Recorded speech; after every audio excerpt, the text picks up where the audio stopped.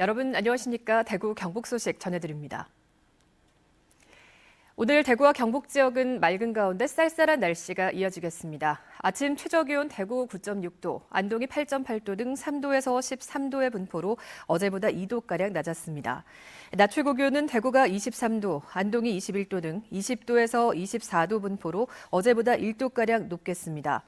경북 동해안 지역에는 오늘 저녁부터 내일 새벽 사이 5에서 10mm의 비가 내리겠습니다.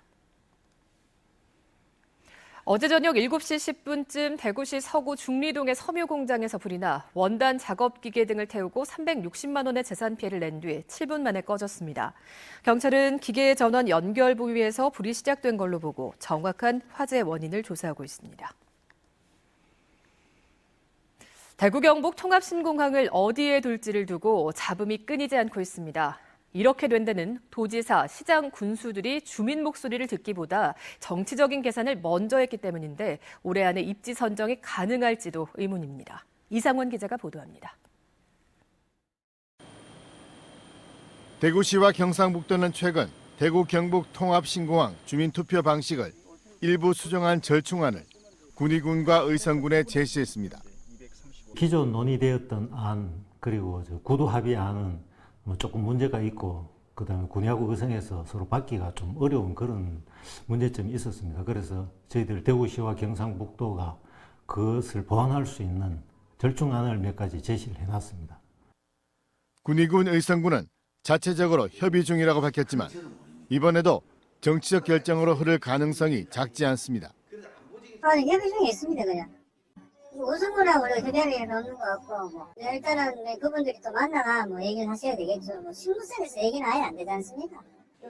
지난달 21일 단체장들이 주민 의견을 듣지 않고 섣불리 합의 발표를 내 주민 반발은 드세졌고 결국 입지 선정은 석 달 넘게 차질을 빚고 있습니다. 자체 단체장님 뜻을 반영을 하려고 그러는데 사실은 주민들의 뜻이 거기에 녹아나야 된다 이렇게 생각합니다. 공항 이전 특별법에 따라서 진행하면 반대할 수도 없고 반대해서도 안 되고. 사태가 이렇게까지 이른 데는 군의 의성 간 의견 중재 과정을 제대로 못한 경상북도의 책임이 적지 않다는 비판이 제기되고 있습니다. 대구 경북 통합신공항 입지 선정이 지자체 합의 과정에서 주민들의 의사가 제대로 반영되지 않고 정치 논리에 휘둘리면서 표류를 거듭하고 있습니다. 연내 입지 선정이 점점 불투명해지면서 자칫 무산될 수도 있다는 위기감이 커지고 있습니다. MBC 뉴스 이상원입니다. 경주에 반입된 방패물에서 방사능 데이터 분석 오류가 발생한 이후 민간 합동조사단이 지난 10개월 동안 조사를 벌였는데요. 검사 결과 방패물 반입과 처리 절차의 합동 점검이 필요하고 해수 유입 피해를 막기 위한 지속적인 감시가 시급하다고 밝혔습니다. 임재국 기자의 보도입니다. 한국원자력연구원에서 경주로 반입된 방패물에서 방사능 데이터 분석 오류가 발생한 이후 원전 지역 주민과 전문가 등 17명으로 민간합동조사단이 구성됐습니다.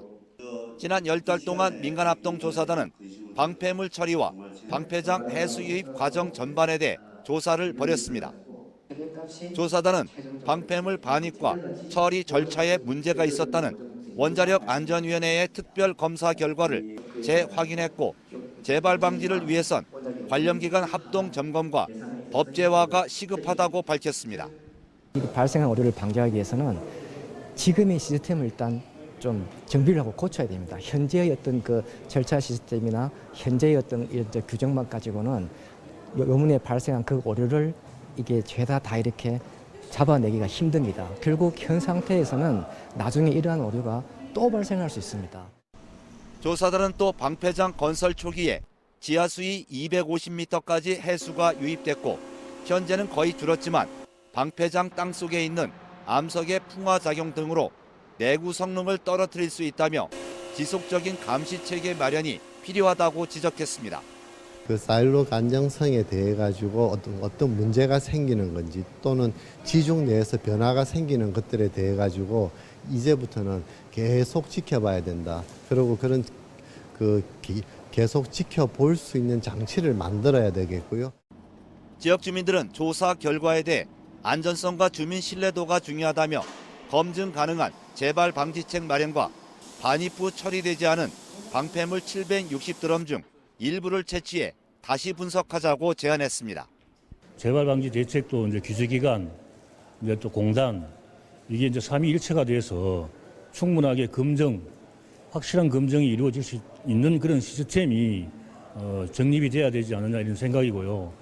그러기 위해서는 충분하게 우리 경주 시민에게 공감대가 형성이 되고 민간합동조사단은 이번 결과를 바탕으로 주민 의견과 재발 방지책 등을 담은 최종 보고서를 만들어 민간환경감시기구의 심의를 거친 뒤 주민 설명회를 가질 예정입니다.